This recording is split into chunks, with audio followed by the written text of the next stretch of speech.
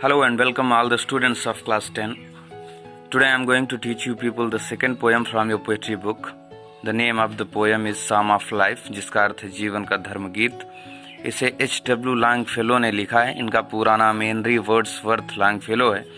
ये एक लोकप्रिय अमेरिकन पोएट हैं.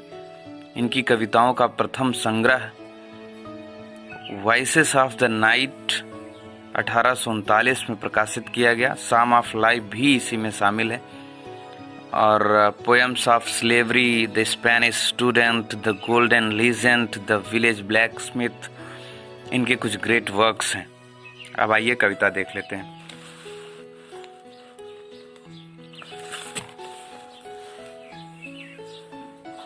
लिखा है, life is real, life is earnest, and the grave is not its goal.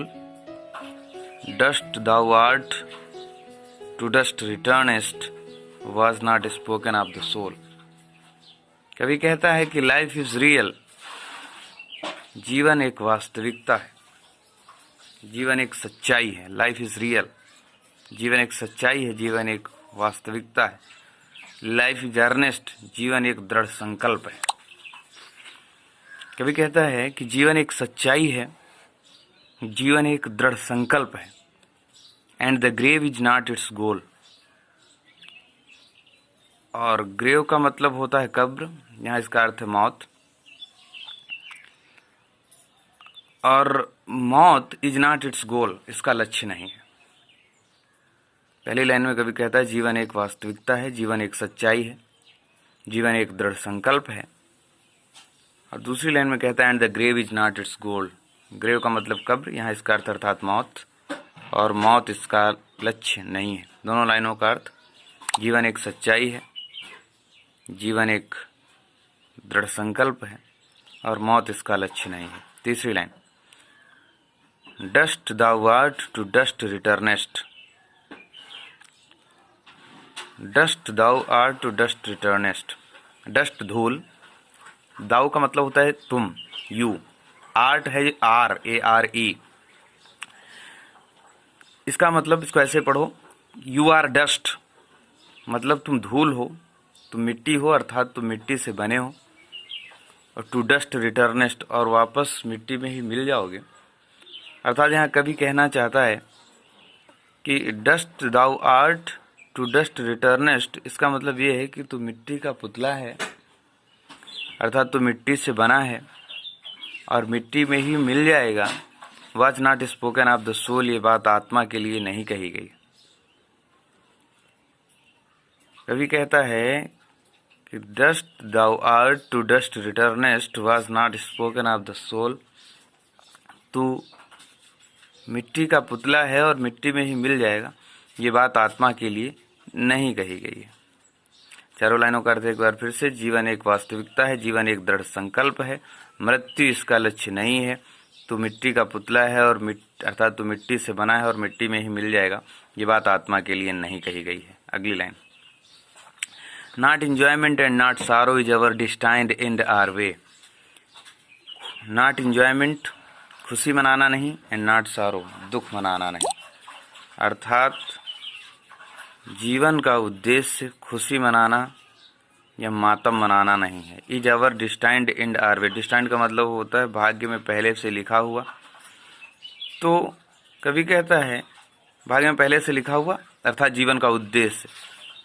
जीवन का जो उद्देश्य है, या फिर ये कह लीजिए कि हमारे भाग्य में ये लिख के नहीं आया है कि नहीं हमें केवल खुशी मनानी है या फिर मातम मनाना. ये जीवन का उद्देश्य नहीं है. कभी कहता है कि जीवन का उद्देश्य खुशी मनाना या मातम मनाना नहीं है, बट बल्कि टू एक्ट, ऐसे काम करना है कि ईच टुमारो, की हर कल, फाइंड अस फर्दर, हमें आगे पाए देन टुडे, आज से. मतलब ये है कि कभी कहता है कि but to act that each tomorrow find us farther than today. हमें ऐसे काम करना है कि जिससे कि हमारा आने वाला कल हमेशा हमारे आज से बेहतर हो. But to act that each tomorrow find us farther than today. चारों लाइनों का अर्थ एक बार फिर से देख लीजिए. Not enjoyment and not sorrow is our destined end or way, but to act that each tomorrow find us farther than today. मतलब खुशी मनाना या मातम मनाना हमारे जीवन का निर्धारित लक्ष्य नहीं है, बल्कि ऐसे काम करना है कि हमारा आने वाला कल हमेशा हमारे आज से बेहतर हो। आगे, In the words broad field of battle, in the bayou of life, be not like dumb-driven cattle, be a hero in the strife. In the words broad field of battle, दुनिया के विस्तृत युद्ध के मैदान में, ब्रॉड का मतलब विस्तृत, फील्ड ऑफ बैटल युद्ध का मैदान। In the world's broad field of battle, युद्ध के,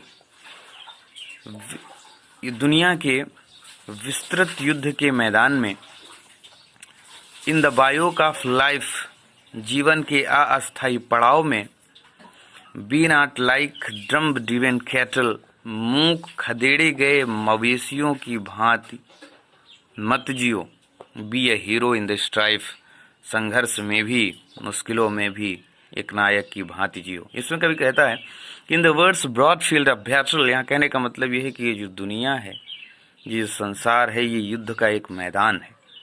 इन द बायोक ऑफ लाइफ, इसका मतलब ये है कि जो इंसान की जिंदगी है, वो हमारा जो जीवन है, वो यहाँ पर एक अस्थायी पड़ाव है। फिर से इस बात को समझ लीजिए, ये दुनिया एक विस्तृत युद्ध का मैदान है और इस दुनिया में हमारा जो जीवन है वो एक अस्थायी पड़ाव है।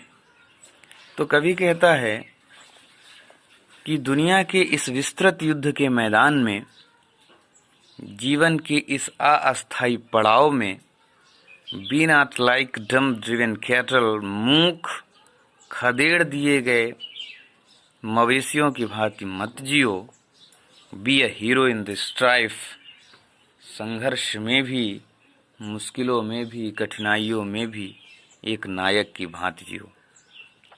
चारों लाइनों का अर्थ फिर से, दुनिया के इस विस्तृत युद्ध के मैदान में, जीवन के अस्थायी पड़ाव में, मूक खदेड़े गए मवेशियों की भांति नहीं, बल्कि संघर्ष में भी जिस प्रकार एक नायक जीता है, उस तरीके से जियो।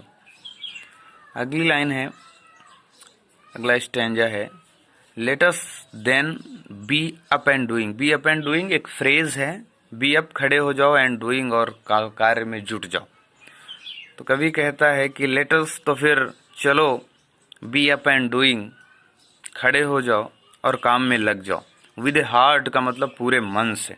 कवि कहता है कि पूरे मन से खड़े हो और काम में जुट जाओ। फॉर एनी फेट, बिना किसी परिणाम की चिंता किए हुए। फॉर एनी फेट का मतलब आपके भाग्य में क्या है, इसके बारे में बिना कुछ सोचे विचारे आप पूरे मन के साथ खड़े हों और काम में लग जाएं। स्टिल अचीविंग, हमेशा सफलता प्राप्त करते रहें। और स्टिल परसुइंग, परस्यू का मतलब होता है पीछा करना, और हमेशा सफलता का और अधिक सफलता प्राप्त करने के लिए आगे बढ़ें। लर्न टू लेबर, परिश्रम करना सीखें। एंड टू वेट, और इंतज़ार करना सीखें। H.W. लॉन्गफेलो की ये बहुत ही बेहतरीन कविता और परीक्षा की दृष्टि से अत्यंत महत्वपूर्ण। एक बार फिर से ये अर्थ आप लोग सुन लीजिए, मैं फिर से बता दे रहा हूँ। पहला stanza, life is real, life is earnest, and the grave is not its goal, dust thou art, to dust returnest was not spoken of the soul। मतलब जीवन एक वास्तविकता है, जीवन एक दृढ़ संकल्प है, और मृत्यु इसका लक्ष्य नहीं है, और तू मिट्टी से बना है और मिट्टी में ही मिल जाएगा, ये बात आत्मा के लिए नहीं कही गई है। अगली बात, not enjoyment and not sorrow is our destined in a way, but to act that is tomorrow find us further than today। That means कि हमारे जीवन का उद्देश्य खुशी मनाना या मातम मनाना नहीं है, बल्कि ऐसे काम करना है कि हमारा आने वाला कल हमेशा हमारे आज से बेहतर हो।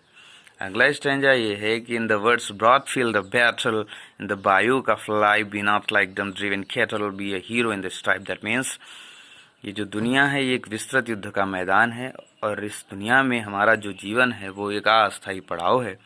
तो इसीलिए दुनिया के इस विस्तृत युद्ध के मैदान में, जीवन के इस अस्थायी पड़ाव में, मूक खदेड़ दिए गए मवेशियों की भांति मत जियो, खदेड़े जाने वाले मवेशियों की भांति मत जियो, बल्कि संघर्ष में भी एक नायक की भांति जियो।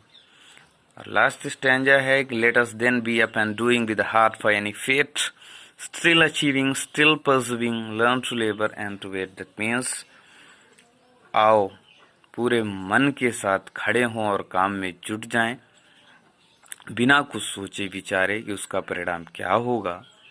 हमेशा सफलता हासिल करते रहें और सफलता हासिल करने के लिए हमेशा निरंतर प्रयास करते रहें और लर्न टू लेबर, परिश्रम करना सीखें, एंड टू वेट, और इंतज़ार करना सीखें।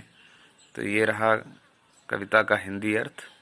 आई होप आपको समझ में आ गया होगा। वीडियो पसंद आए लाइक कीजिए, और अगर आप सभी पोएम्स पढ़ना चाहते हैं 9th 10th 11th 12th, आप किसी भी क्लास से कोई भी पोएम या कोई भी लेसन अगर पढ़ना चाहते हैं तो चैनल को आप सब्सक्राइब कर लीजिए। Thank you.